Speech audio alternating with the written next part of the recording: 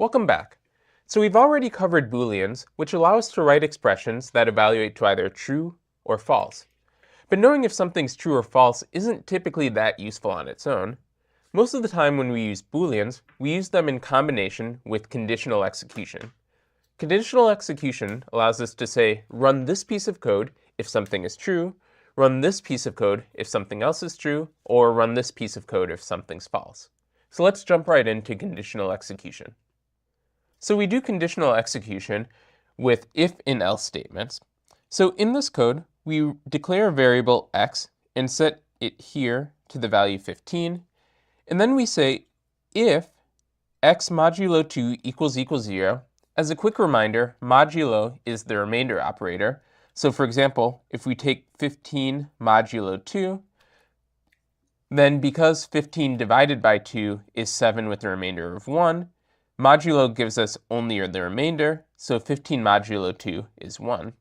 If we did 14 modulo 2, then because 14 divides evenly into 2 as 7, then we get a remainder of 0. If we do 13 modulo 2, then we get a remainder of 1, and so on. So in other words, if we take x modulo 2, then it's going to be 0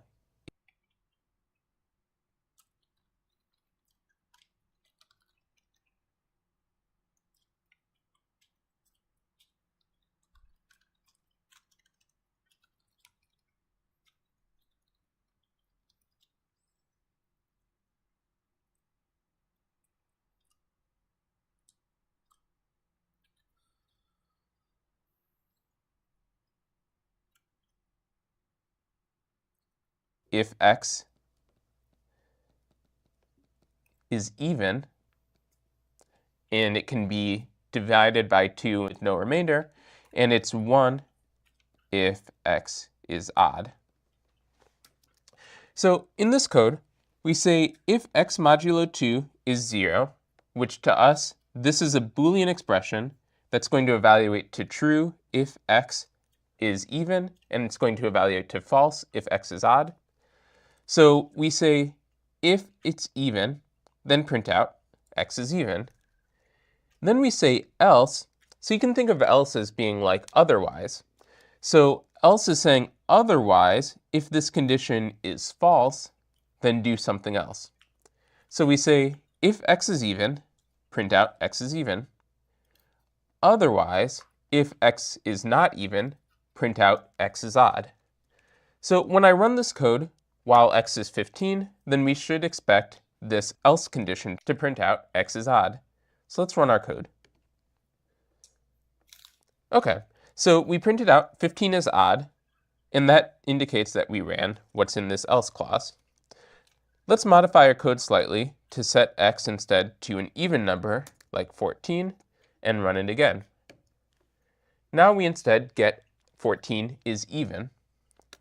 So one thing to note is that we specify what's inside of this if through indentation. So just the same way that we specify what's inside of a for loop versus outside of a for loop.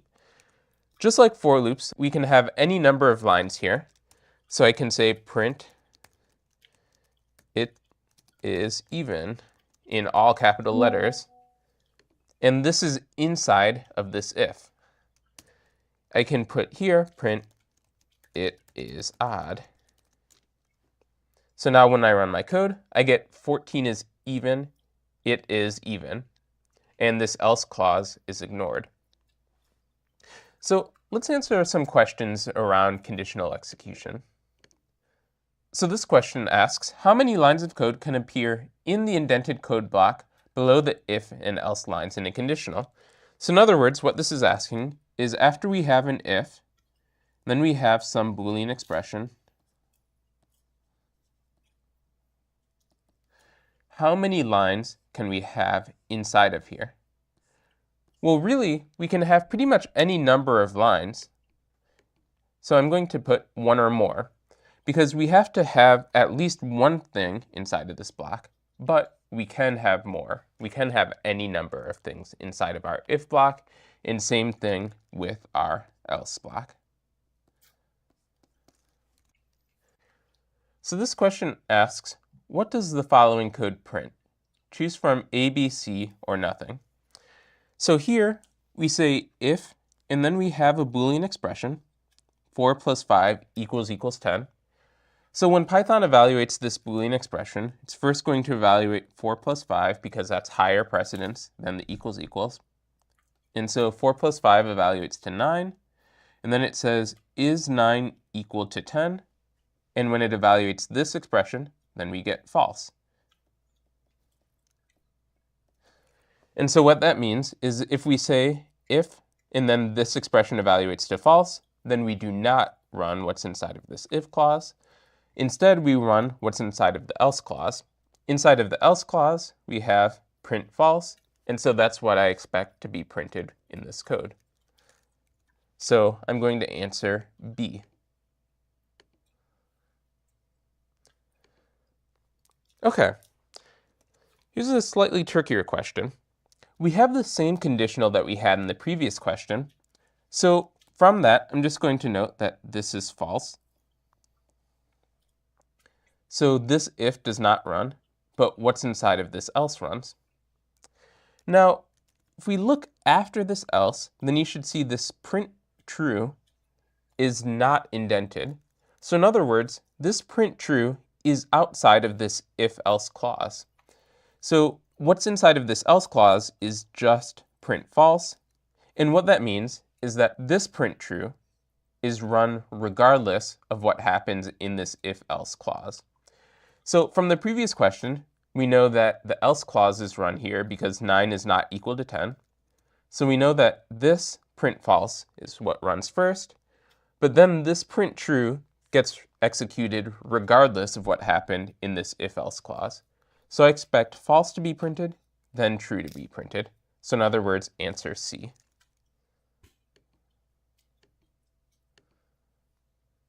So now I'm just going to go through one of these questions. The rest are fairly similar to this, so you should try them on your own. Here we're asked to write code that assigns the string you can apply to SI to output if the string SI106 is in the list courses. So I'm going to start by writing the Boolean expression to evaluate whether this is true or false. So is the string SI106 inside of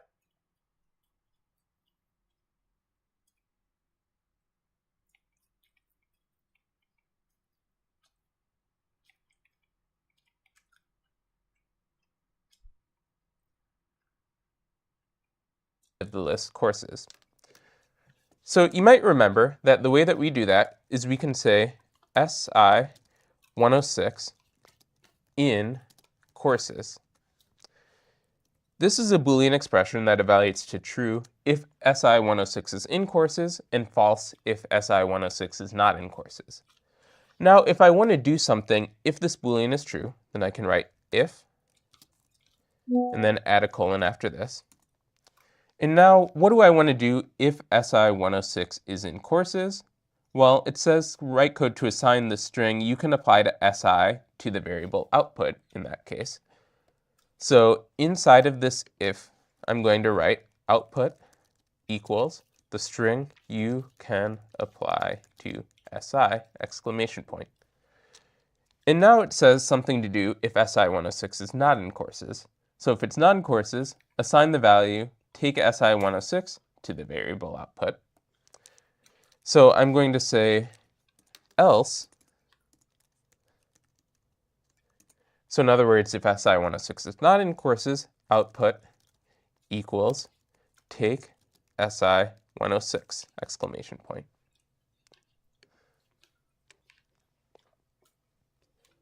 Okay, so even though my code doesn't actually print anything here, you can see from the tests passing that we correctly assigned the variable output.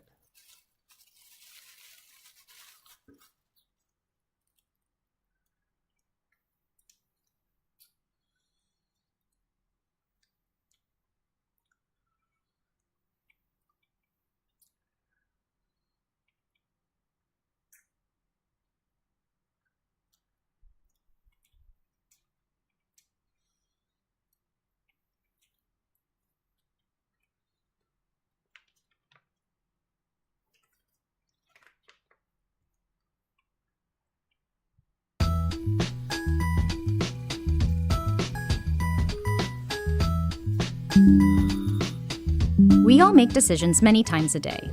If it's cold out, we put on a coat. If we're hungry, we get something to eat. In this video, we'll explore how programs make decisions by evaluating conditions like these. So far, the programs we've written have been a series of instructions that execute sequentially. Programs usually use something called conditional statements to enable different behaviors in response to different conditions. Let's use this video game as an example. For instance, if the hero character reaches a critical point in the game, we can check for certain conditions to control the flow of the game's story. Here, we're checking the hero's experience level to determine what the next story point should be. If the hero has reached the experience level we're checking for, we may choose to provide the hero with an alternate story path. This particular example uses an if-else statement. If the condition is true, the code in the if clause will execute. Otherwise, the condition is considered to be false, and the code in the else clause will execute instead. Conditional statements use Boolean expressions to evaluate if a statement is true or if it is false. This should sound familiar from previous chapters, where we learned about Boolean logic. It's important to note that any code after your conditional statements will always run whether or not the statement evaluates to true or false. There are actually a few ways you can use conditional statements. For example, we can also omit the else clause entirely. The behavior for this is not necessarily the same as the previous if-else statement. In this case, the conditional statement acts like a detour. If the condition evaluates to true, the code in the if clause is executed. Otherwise, it's skipped, and the program moves on to the rest of your code. Conditional statements can also be nested, so that your program checks for another condition as a result of either evaluating to true or false. You can nest conditional statements as many times as you need. In this example, we nest one conditional statement within another. This means the innermost conditional statement will execute if the outer conditional statement executes. Lastly, you can also chain conditional statements using elif. The elif clause is an alternative to the else if you saw in the previous nested example. This method allows you to check for another condition if the previous condition fails. Once the program finds an expression that evaluates to true, it will only execute the code for that part of your conditional statement. And like the first if-else statement we saw, the else clause is also optional when you're building this chain of elifs. Using the else clause is a great way to ensure that you handle any conditions not caught by your if and elif statements. There are so many ways to control the behavior of your program, and the possibilities are numerous. So if you are ever unsure about how to start crafting the flow of your program, ask yourself, what do you want to happen and under what conditions?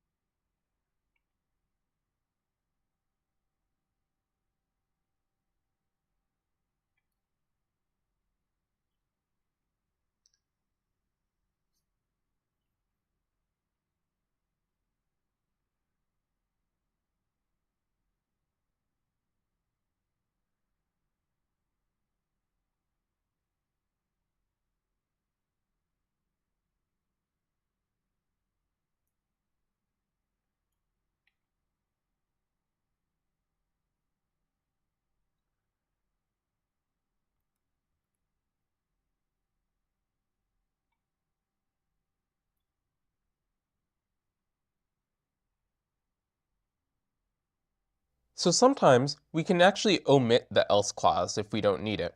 We can just have an if with no accompanying else. So in this code, we first assign the variable x to 10, and then we say if x is less than 0, so in other words, if x is negative, then we print this out. Note here, we don't have an else after this if. Instead, we just have a print statement that, as the contents imply, always gets printed. So when we run this code, because x is 10, we should expect the expression x less than 0 to be false, and so we should expect only this is always printed to print out. If we run our code, that's the case. Now, what if we changed x to be negative 10? Rather than running this code, I'm just going to go to this multiple choice question, which has that exact code. So we first have x equals negative 10. Then we say if x is less than 0, then print out the negative number x is not valid here. Then we print out this is always printed. So we should expect that because negative 10 is less than 0, that this if clause is going to execute. So it should print out the negative number, negative 10, is not valid here. And then this is always printed because it's outside of the if should be printed as well. So our answer should be B.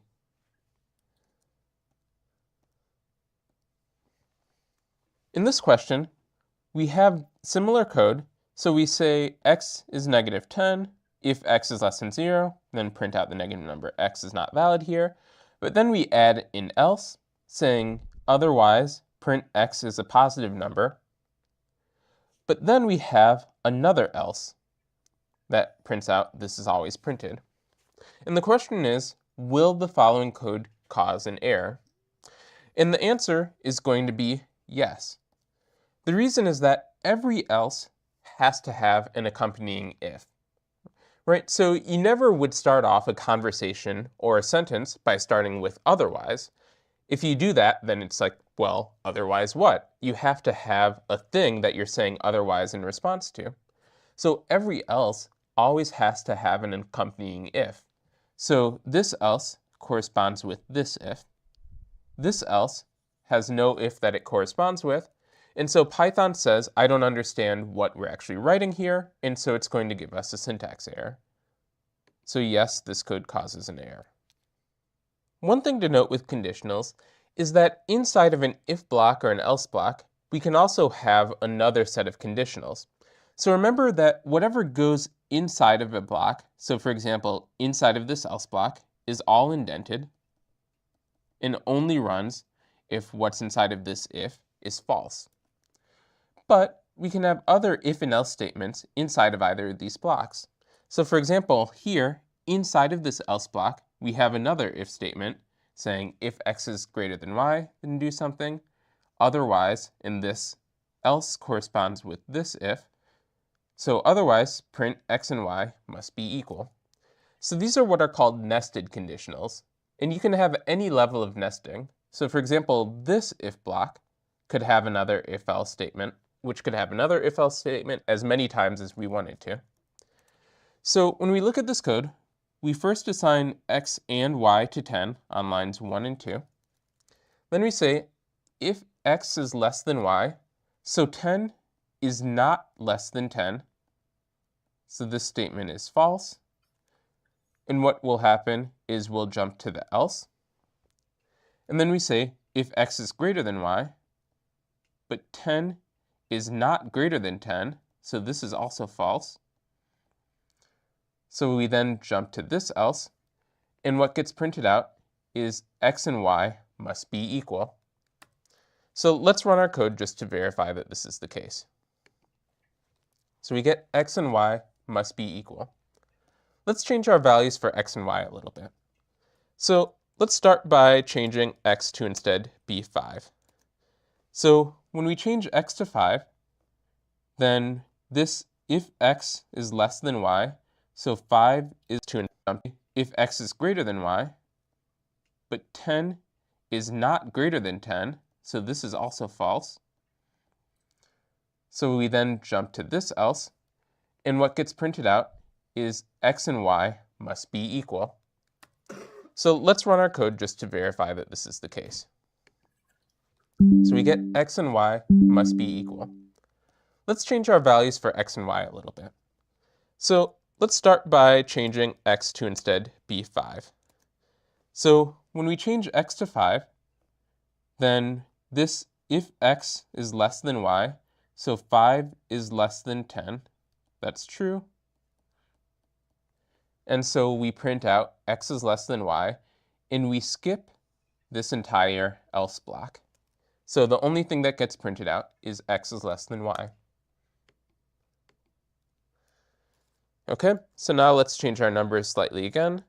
So I'm going to say x is 10 again, and I'm going to change y to be 3. So now 10 less than 3, this is false. So we skip to the else, and then we say if x is greater than y, 10 greater than 3 is true. So we run what's inside of this nested if, and we print out x is greater than y. So we're going to come back to this code and learn one new construct of if and else statements called an elif.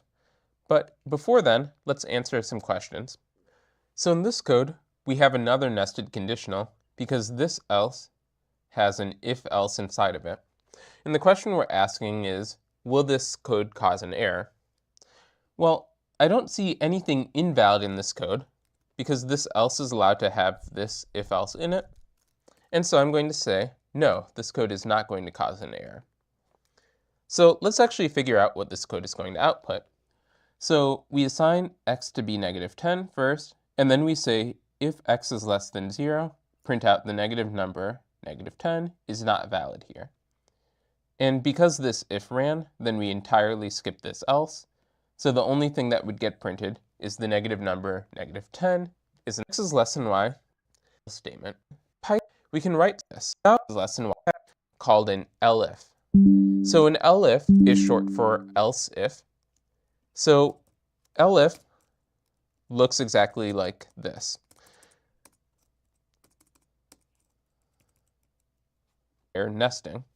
So we say if x is less than y, then print out x is less than y, just like before. But then after that, we write elif, which again is short for else if. So in other words, if x is not less than y, but x is greater than y, then we print this out. And now this else is saying, if none of the conditions in this elif or this if were true, then run what's in here. So when I run this code, when x and y are 10, then I'm going to print out x and y must be equal. So just like else, every elif has to have an accompanying if. So this elif corresponds to this if, and this else corresponds to this if as well. Remember, you don't start off a sentence or a conversation by saying otherwise. Likewise, you aren't going to start off an if conditional by saying elif. You always have to start with an if. So here's a diagram that explains where you use if, elif, and else. So every conditional group always starts out with exactly one if. So we have if, and then some Boolean expression, and then some code to run if that Boolean expression is true. Then we can have any number of elifs. In other words, we can have 0 or more elifs that come right after that if. So if we say elif condition 2, then this block runs if condition 2 is true, and nothing earlier in this if group ran. So in other words, condition 1 was not true. This elif, condition 3, runs if condition 3 is true, and condition 1 and condition 2 were not true, and so on. So at condition x, then this runs if condition x is true, and none of these other ifs or elifs were true. So then after the if in any number of elifs, we can have either 0 or 1 else statements. In other words, we can omit this else statement or we can have one of them. And this else statement is going to run only if none of these conditions inside of this if block were true. So in other words, this is saying if something's true, otherwise if that thing was false and this thing is true, otherwise if everything else so far was false and this is true, and then the else is saying otherwise if everything so far was false, then run this. So for example, here are some valid if, elif, else orders. So we can have an if with nothing else. We can have an if with one else statement. We can have an if that has one elif and an else. And we can have an if with two or any number of elifs with no else. So let's answer some questions about how we could and then have videos that now really more complete. So asked to write code using one true.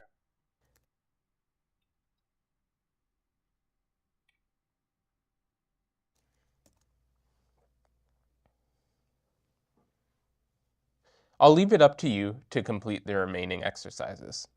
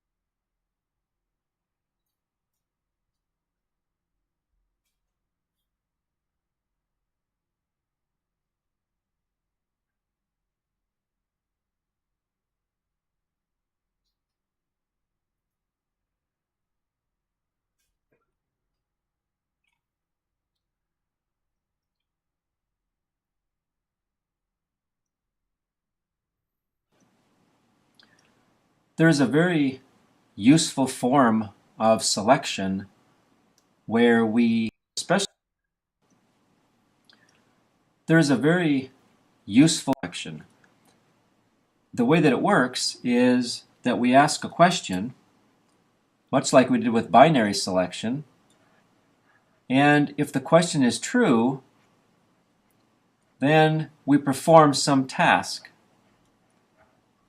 But if the question is false, we simply go on to whatever we were going to do in the next statement.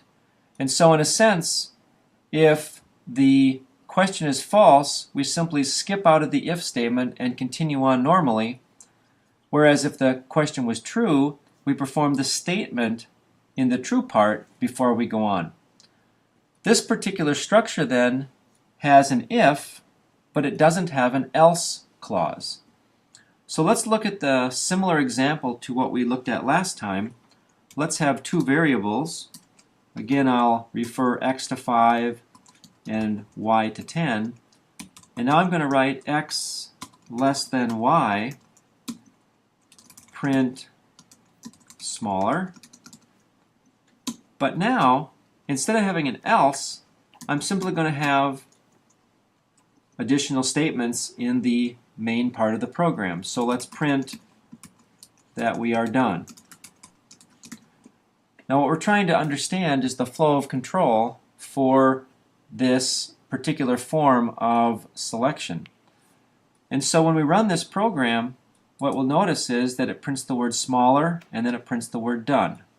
The reason for this is because if x is 5 and y is 10, x less than y, 5 less than 10 is true. So we go to the true part and we print the word smaller. We're then done with the if statement, and so we continue on and print the word done. Again, there are 4 statements in this program, 2 assignment statements, 1 selection statement, and then 1 print statement. But now, if we were to change the program so that x was larger than y, if x less than y will fail.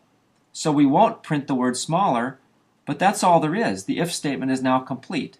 And so we simply skip right on and perform this print statement. And so the fact that x less than y fails means that we don't do anything. We simply go on to the next sequential step. And so when I run this program, we see that we only print the word done. The print for the string smaller never occurred because the selection selected away from it. Now because there's no else, we don't perform a different task because the question failed. Again, it's a case where there's a true part, but there is no false part. This can be a very, very useful selection structure, especially if you're trying to decide between doing something or not doing something. Remember, in the binary selection, we're trying to choose between doing one thing versus doing something else. But in a unary selection, the choice is very different. We either want to perform a task or we don't want to do anything. Either way, we continue on to the next statement in sequence.